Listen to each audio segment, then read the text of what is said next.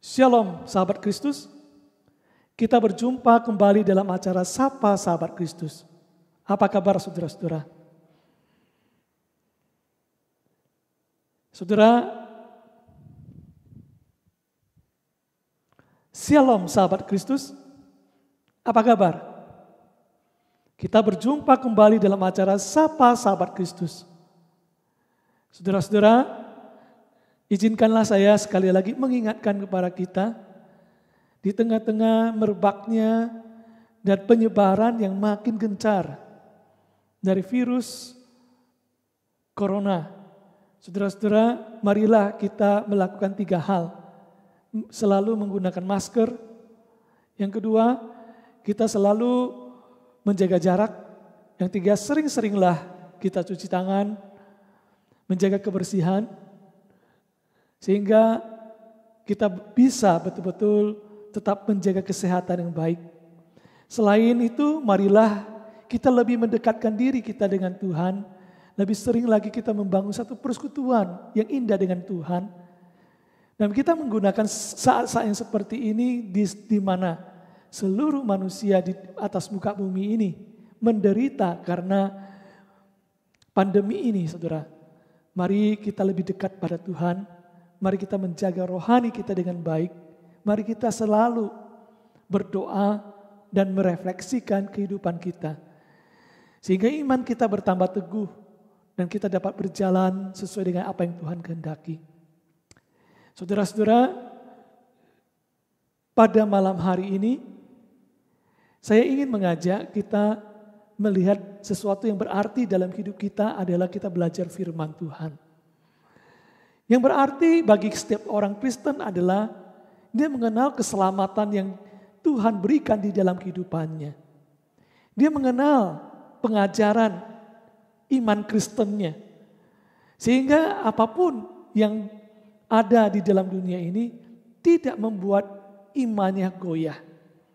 Dan makanya saudara-saudara, sangat penting bagi saya adalah ketika kita semua dapat mengenal iman kita dengan baik. Nah, di dalam Alkitab, saudara-saudara, salah satu kitab atau surat yang sangat penting menolong kita untuk mengenal iman dan keselamatan kita dengan baik, yaitu surat Roma.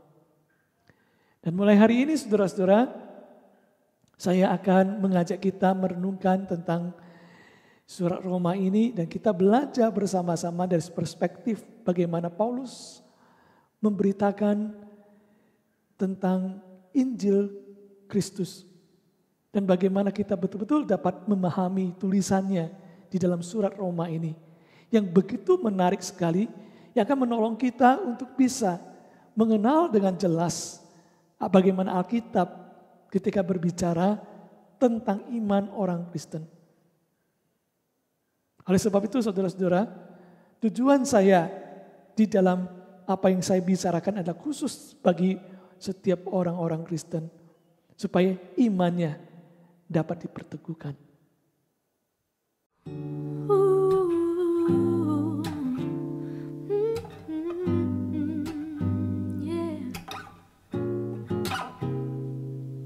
Lord, teach me to be completely selfless and see everything with your view.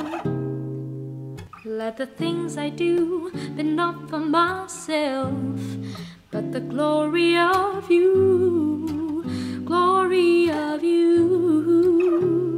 When I'm blind, let me see the work of your hand and open my eyes to your plan. Let me be a living proof of your love and a witness of Christ.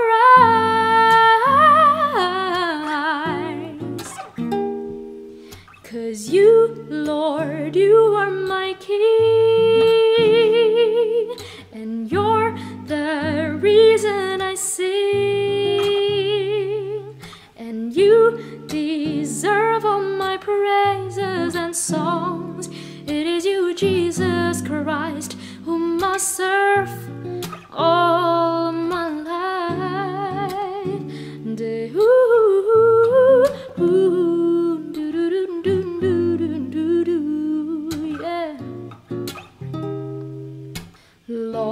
Teach me to be completely selfless and see everything with your view. Let the things I do be not for myself, but the glory of you, glory of you. When I'm blind, let me see the work of your hand and open my eyes to your plan. Let me be a living proof of your love and a witness of Christ.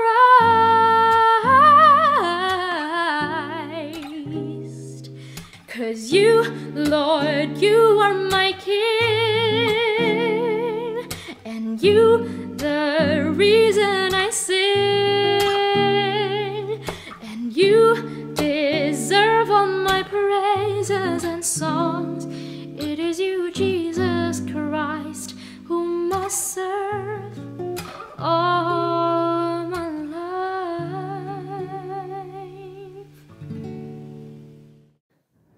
Saudara, mari sebelum kita mendengarkan firman Tuhan, mari kita berdoa. Bapa di surga, firman-Mu akan kami baca dan renungkan. Mohon Tuhan menerangi hati kami dan pikiran kami, sehingga kami boleh mengerti dan Tuhan kuatkan kami untuk melakukannya. Bila Kau pakai hamba-Mu ini yang lemah dan tidak pintar bicara ini, mampukan dia untuk menerangi, menjelaskan firman Tuhan seturut dengan apa yang Kau ingin ajarkan pada kami pada hari ini. Terima kasih Tuhan. Kami serahkan waktu kami selanjutnya, bila Tuhan memimpin untuk belajar firman-Mu. Di dalam nama Tuhan Yesus Kristus kami berdoa. Amin. Saudara, kita akan belajar bersama-sama dari Roma pasal yang pertama ayat 1 sampai dengan 7. Roma pasal yang pertama ayat 1 sampai dengan ayat 7. Saudara, mari kita membaca Roma pasal 1 ayat 1 sampai 7. Demikianlah firman Tuhan. Dari Paulus, hamba Kristus Yesus yang dipanggil menjadi rasul dan dikuduskan untuk memberitakan Injil Allah. Injil itu telah dijanjikannya sebelumnya dengan perantaran nabi-nabinya dalam kitab-kitab suci. Tentang anaknya yang menurut daging diperanakan dari keturunan Daud dan menurut roh kekudusan dinyatakan oleh kebangkitannya dari antara orang mati bahwa ia adalah anak Allah yang berkuasa, Yesus Kristus Tuhan kita. Dengan perantarannya kami menerima kasih karunia dan jabatan rasul untuk menuntun semua bangsa supaya mereka percaya dan taat kepada namanya. Kamu juga termasuk di antara mereka, kamu yang telah dipanggil menjadi milik Kristus.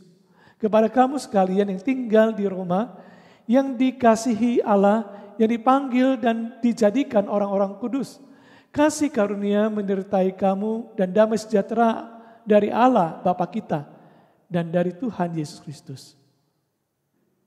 Saudara yang dikasihi oleh Tuhan, pernahkah saudara ditanya, siapakah Anda?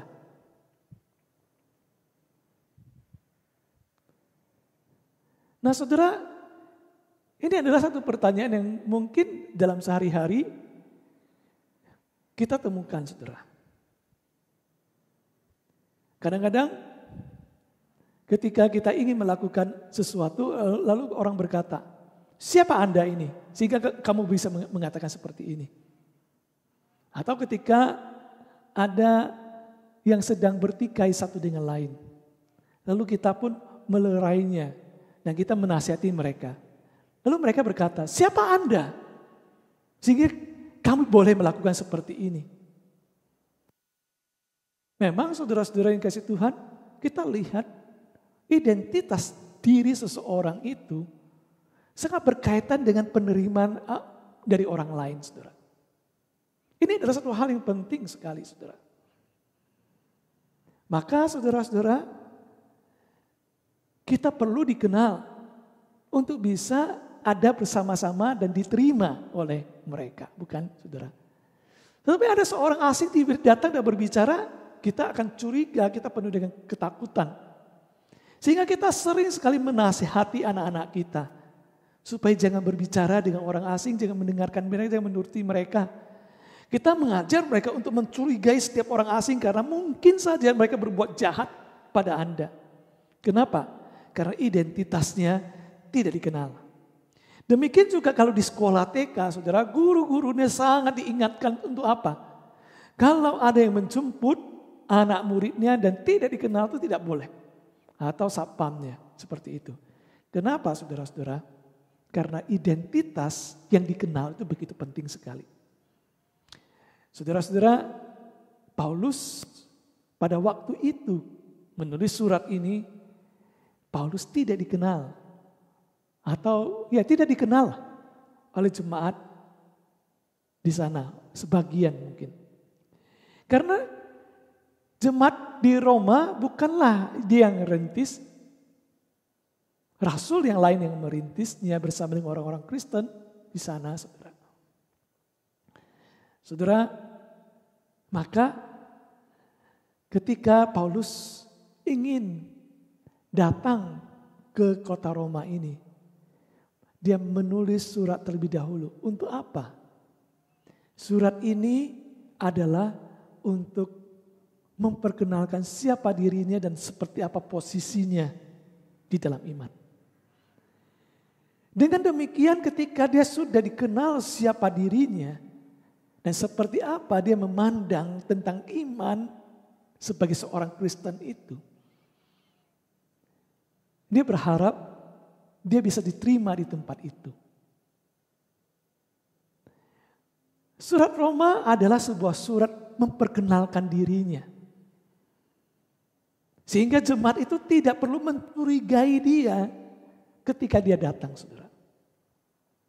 Pada hari ini saudara-saudara yang kasih Tuhan, kita harus sadar saudara-saudara, ketika orang yang tidak kita kenal lalu mulai mengajar kita sesuatu, kita harus hati-hati saudara. Karena mungkin aja apa yang diajarkan itu tidak benar dan menyesatkan kita, bukan? Kita perlu sekali mengenal identitas orang tersebut yang akan, ini sehingga sebelum kita menerimanya, bukan? Ini adalah satu hal yang sangat penting sekali saudara-saudara. Apakah dia adalah seorang Kristen yang benar atau dia bukan seorang Kristen?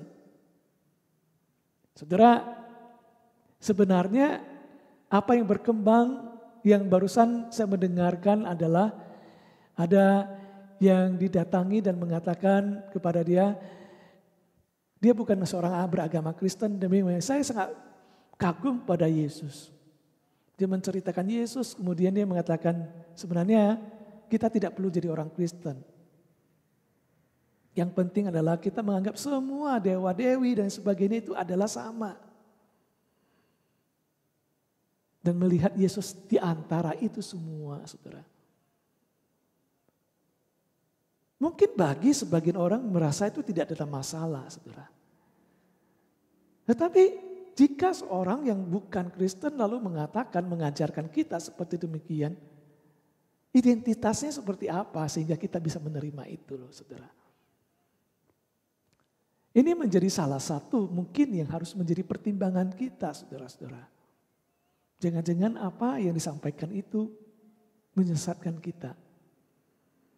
Nah saudara-saudara, oleh sebab itu kita lihat Paulus itu memulai suratnya dengan seperti ini. Dari Paulus, siapa Paulus?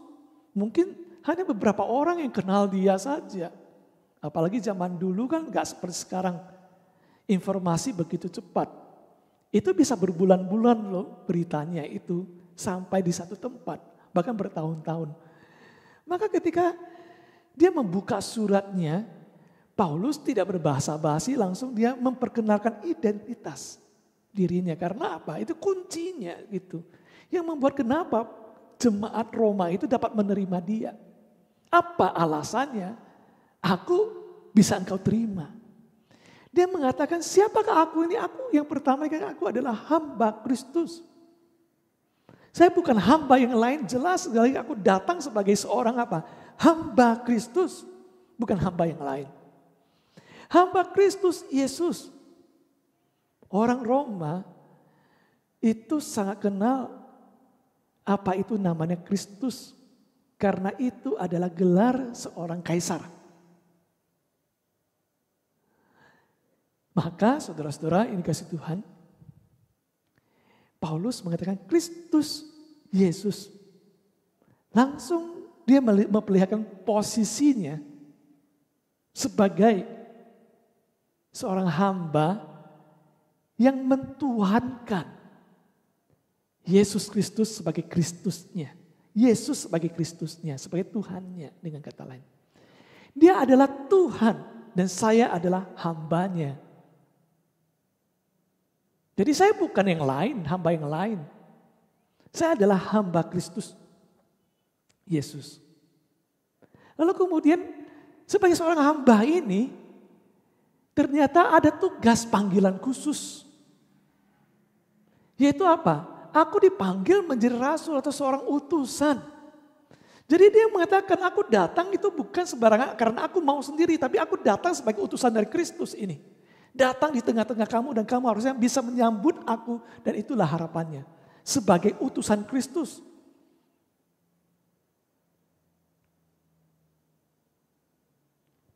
Untuk lakukan apa saudara?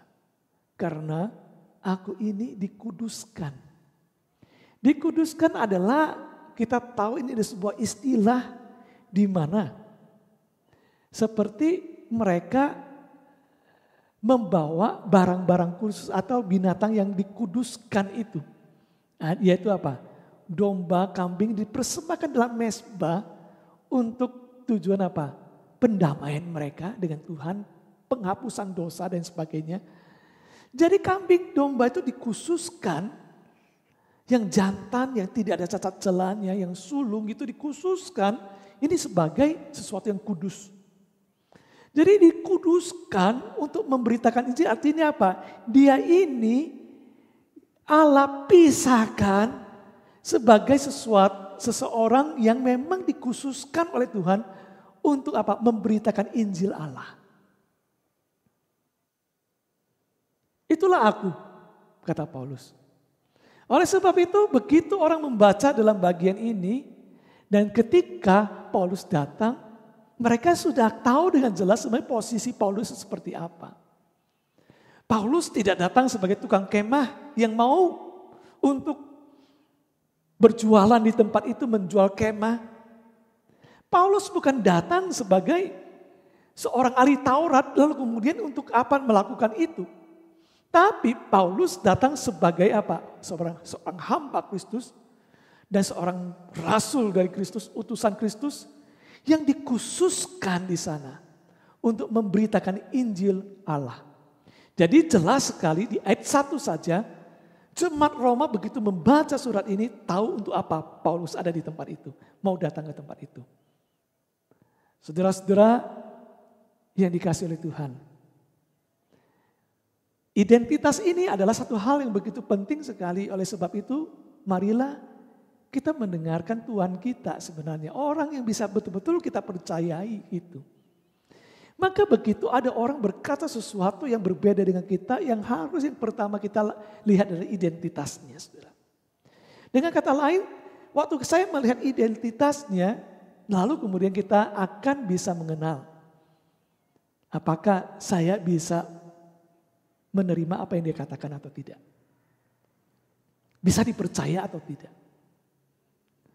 Saudara-saudara sama juga.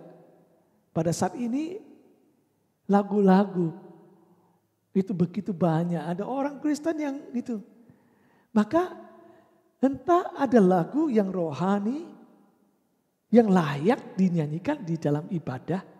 Ada lagu yang memang tidak layak dinyanyikan oleh ibadah. Nah apa yang pertama-tama harus kita lakukan ketika kita mau menyanyikan sebuah lagu di dalam ibadah kita.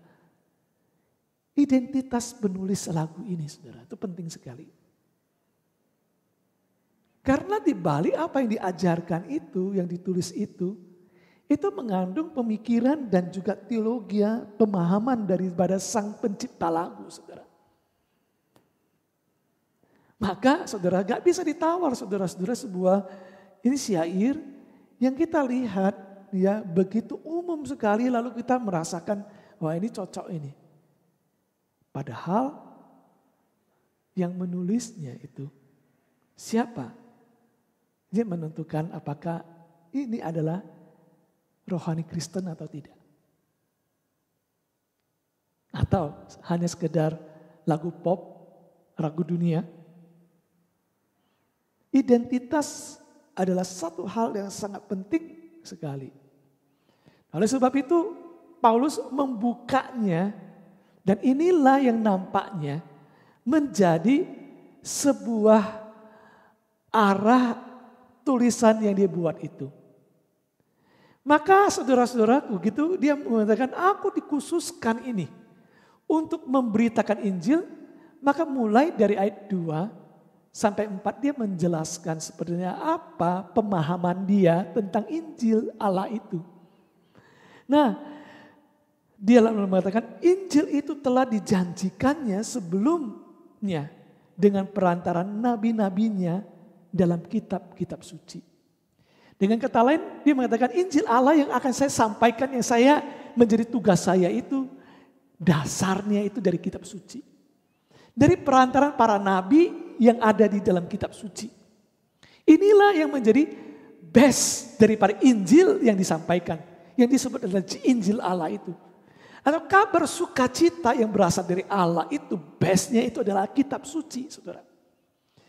Apa yang sudah dinubuatkan, yang dikatakan tentang Mesias itu, tentang anak Allah itu ada di dalam perjanjian lama dan base saya ketika membawa Injil itu ada di sini itu.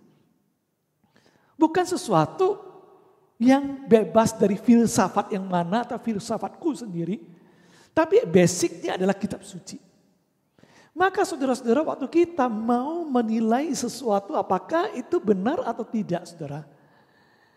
Apakah identitas yang datang ini base-nya itu adalah berdasarkan kitab suci atau bukan. Kita menilai berdasarkan kebenaran Alkitab saudara.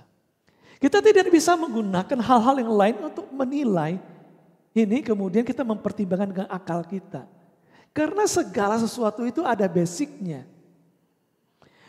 Ketika orang mengatakan Yesus di antara salah satunya itu adalah dia punya dasarnya sendiri. Tapi di dasar yang dia pakai itu berbeda dengan kitab suci. Ada yang banyak berbicara dengan Yesus tapi dasarnya dia bukan menggunakan kitab suci. Tapi menggunakan dasar dari agamanya sendiri. Oleh sebab itu saudara-saudara ketika kita berbicara dasar berdasar agama sendiri-sendiri. Maka itu gak ada titik temunya saudara. Bagi saya saudara-saudara. Kita harus mencintai semua orang. Meskipun dia berbeda pendapat dengan kita. Bahkan kita harus mengasihi mereka dan berbuat baik pada mereka. Bukankah Yesus berkata, kasihilah musuhmu. Dan berbuat baik buat mereka. Dan doakan mereka.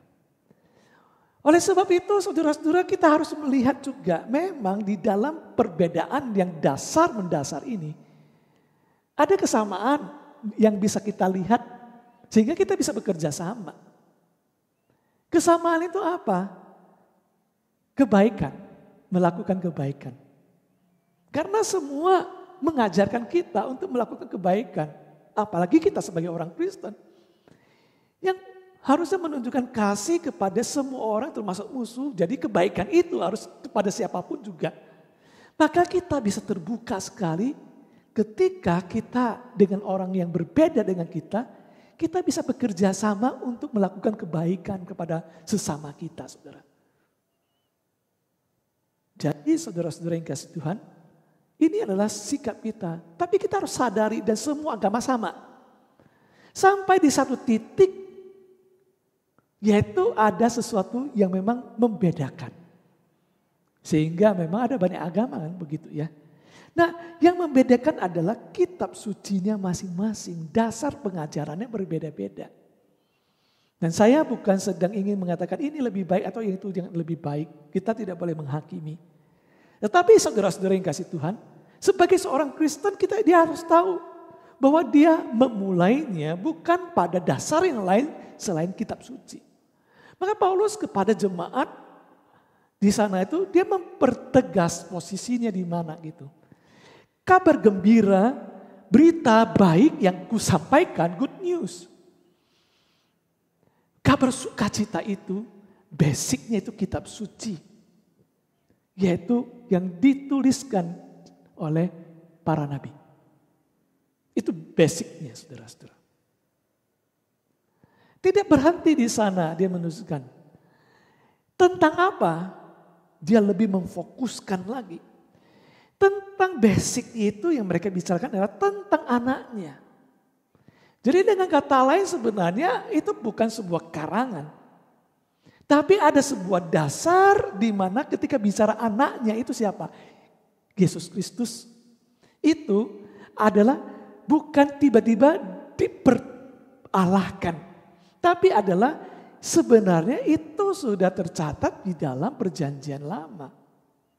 Nah, sudah dinubuatkan di tempat ini sehingga pada hari ini basicnya kita menilainya itu tetap ada di sana gitu. Bahwa dia menurut kedagingan, menurut daging diperanakan dari keturunan Daud. Jadi secara kemanusiaannya sebagai anak manusia dia adalah keturunan Daud. Jadi ini adalah para nabi sudah berbicara ini. Keturunan Daud. Mereka tahu karena Daud sangat terkenal adalah raja yang luar biasa.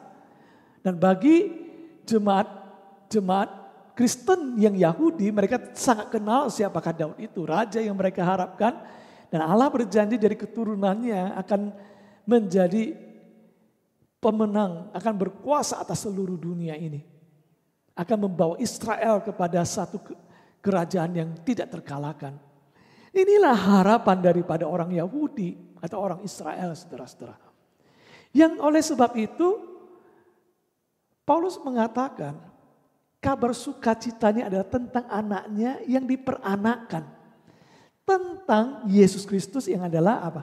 Allah, anak Allah yang diperanakan dari keturunan Daud. Sesuai dengan ini, Yesus itu identitasnya. Seperti demikian. Tapi tidak berhenti di sana. Karena Yesus yang mau dia sampaikan sebagai satu kabar gembira itu bukan hanya menjadi manusia saja. Tapi dia sesungguhnya adalah anak Allah yang sejati. Anak Allah yang sejati itu yang katanya menurut Roh Kekudusan dinyatakan oleh kebangkitannya. Yang kalau hanya manusia saja dia mati selesai. Tetapi dia bangkit dari kematiannya. Kalau dalam 1 Korintus mengatakan ada 500 saksi nih, dia percaya itu. Ada banyak saksi yang menyaksikan bahwa kebangkitan Yesus seperti itu. Maka saudara-saudara yang kasih Tuhan, bagi dia menerima Yesus yang bangkit. Kenapa dia bangkit? Karena dia adalah Allah. Anak Allah yang berkuasa atas apa? Hidup manusia berkuasa di atas kematian karena bisa bangkit kembali. Dengan kata lain, ini sebuah pengajaran kristologi, saudara. Bahwa Yesus adalah yang menjadi manusia, tetapi juga adalah anak Allah. Anak manusia dan juga adalah anak Allah. Jadi ini yang aku beritakan loh. Ini posisi teologi saya dengan kata lain. Siapakah Yesus? Yesus adalah anak manusia dan juga dia adalah anak Allah. Anak manusia kita lihat dari kitab suci yang menunjukkan dia adalah anak Allah. Kitab suci juga menunjukkan dia akan bangkit kembali. Kitab suci juga dan kita saksikan dia sudah bangkit kembali. Dengan sebuah basic yang di sana seperti demikian, maka kemudian saudara-saudara, dia memperlihatkan posisi teologiannya dari awal. Ya. Dia bukan hanya sebagai seorang hamba, dia bukan hanya berdasarkan panggilannya, tapi dia menjelaskan tugasnya itu punya dasar, yaitu kitab suci, yaitu memberitakan tentang Yesus yang adalah anak manusia, yang menjadi manusia, dan juga yang adalah anak Allah. Tapi saudara-saudara, Yesus karena bangkit, kita tahu dia adalah anak Allah. Kita mengakui dia adalah anak Allah. Jadi posisinya seperti ini. Dia bukan menjadi anak Allah. Tapi dia adalah anak Allah. Oleh sebab itu dia bangkit. Dia punya kuasa untuk itu. Atas kematian dan hidup. Dengan kata lain. Itulah Tuhan yang kita percaya itu saudara-saudara. Maka saudara-saudara yang dikasih Tuhan. Kemudian dia menunjukkan apa? Ayat 5 dan 6. Dengan perantaraannya kami menerima kasih karunia dan jabatan rasul. Setelah dia menjelaskan itu, lalu dia kembali kepada yang ayat pertama itu. Panggilan sebagai seorang rasul itu. Nah, dengan perantaraan Kristus itulah kami menerima kasih karunia. Sebuah anugerah katanya. Dan jabatan rasul untuk menuntun semua bangsa. Nah, dia sedang ingin mengatakan kenapa saya bisa datang ini. Karena aku dipanggil untuk menuntun semua bangsa termasuk Anda. Yang bukan hanya orang Yahudi tapi orang yang Yunani atau yang bangsa lain yang menjadi Kristen di sana untuk menuntun Anda juga gitu. Kamu juga termasuk di antaranya. Untuk apa? Supaya mereka percaya dan taat kepadanya. Itulah tujuannya saudara-saudara. Orang-orang yang dipanggil menjadi milik Kristus supaya percaya dan taat kepada Kristus. Oleh sebab itu saudara-saudara yang kasih Tuhan. Kalau kita membaca sampai di sini, 6 ayat ini, sudah jelas kepada jemaat itu.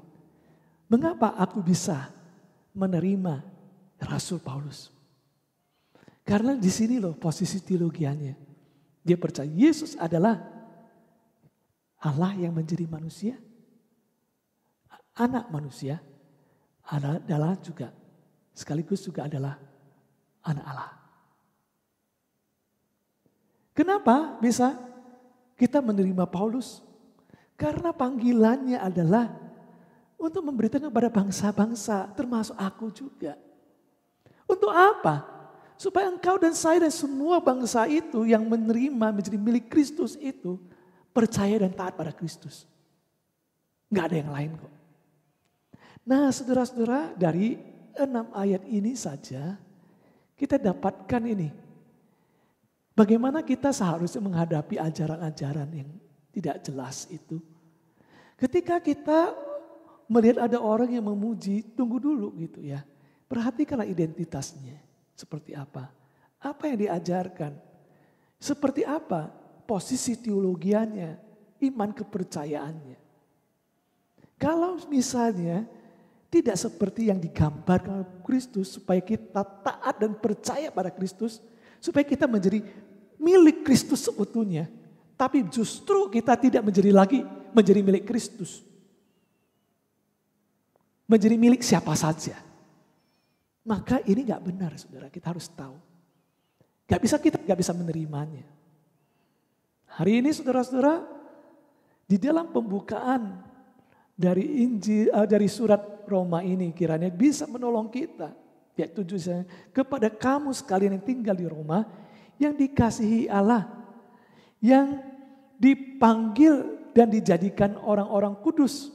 Kasih karunia menyertai kamu dan damai sejahtera dari Allah, Bapa kita dan dari Tuhan Yesus Kristus. Sebuah salam buat mereka.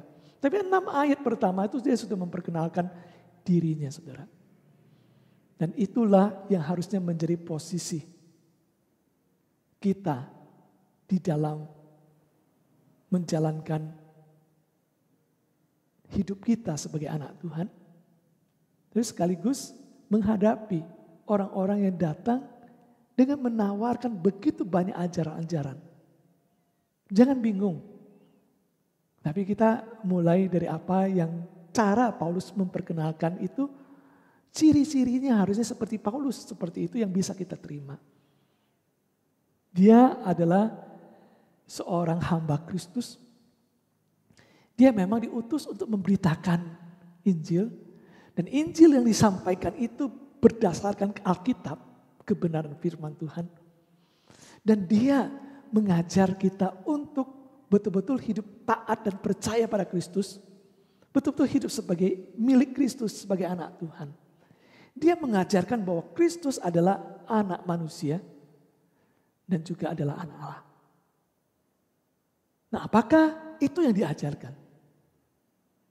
Kalau orang yang membawa berita yang seperti ini, kita dapat menerimanya. Selain daripada itu bukan berasal dari surat Roma. Bukan berasal dari Injil. Nah, kiranya apa yang sudah saya sampaikan bisa menolong kita semua. Mari kita berdoa. Kami bersyukur kami sudah belajar firman Tuhan. Bapa, kami menghadapi juga tantangan-tantangan dalam kehidupan ini, terutama ajaran-ajaran yang bisa menyesatkan, menyelewengkan kami. Tapi sering sekali kami juga tidak tahu apakah ini ada ajaran yang benar atau ajaran yang tidak benar. Tapi hari ini melalui pendahuluan surat Roma ini, kami sudah belajar seperti apa kami menyikapi itu semua. Tolonglah kami ya Tuhan supaya kami hati-hati dan kami bisa dengan berinisiatif meneliti ketika orang berbicara pada kami apakah dia adalah seorang hamba Kristus atau bukan. Apakah dia membawa berita yang berasal dari kitab suci kami atau bukan. Apakah dia sedang membicarakan sesuatu yang sesuai dengan ajaran firman Tuhan atau tidak ya Tuhan. Tolong kami, oleh sebab itu berikan kami kerinduan untuk terus belajar mengenal firman Tuhan dengan baik, mengenal Kristus dengan baik, supaya kami bisa taat dan percaya dengan sungguh-sungguh. Biarlah Engkau menolong kami.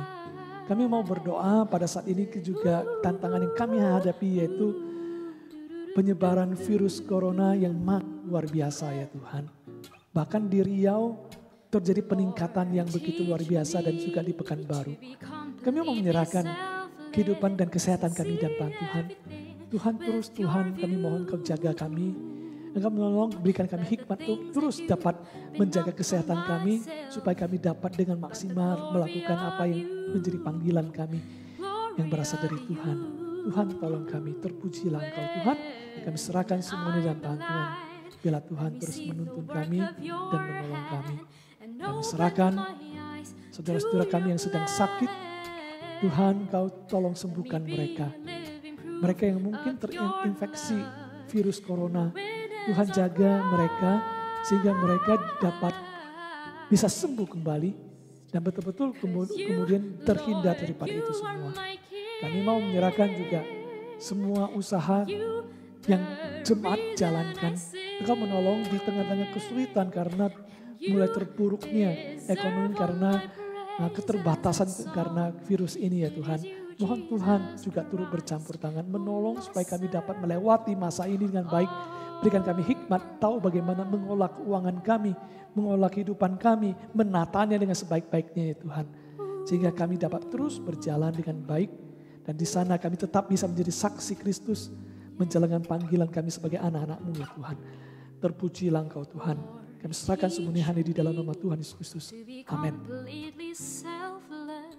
And see everything with your view.